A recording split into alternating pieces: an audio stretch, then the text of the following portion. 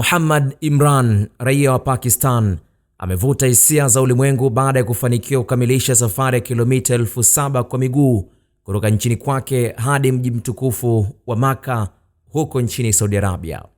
Safari hiyo ya kihistoria imemchukua Imran jumla ya siku 240, takriban miezi 8, akikatiza katika mazingira magumu, hali ya hewa inayobadilika na changamoto za kijiografia, yote hayo kwa lengo moja tu: kutekeleza ibada ya umra na kutimiza ndoto yake ya maisha. Imran ameelezea safari yake kama ni safari ya moyo, akisisitiza kuwa hakutafuta anasa wala njia za mkato.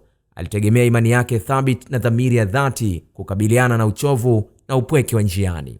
Maelfu ya watu ulimwenguni kote wamempongeza, wakimtaja kama mtalii wa Allah aliyeweka dhamiri ya jambo lake na kufanikiwa. Tukio hili limewakumbusha wengi juu ya misingi ya kale ya hija, ambapo waumini wengi walisafiri kwa miezi kadhaa kufikia ardhi takatifu kabla ya kuwepo kwa safari za kisasa.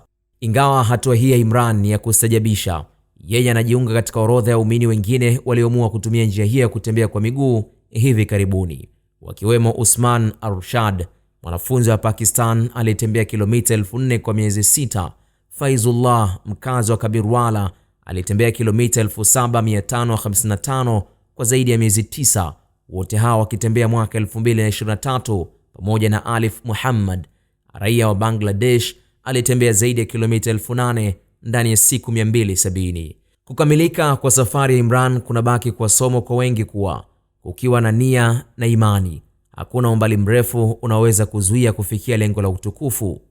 Khalid Omar, Kishki TV. Kishki TV, nuru ya dini yako.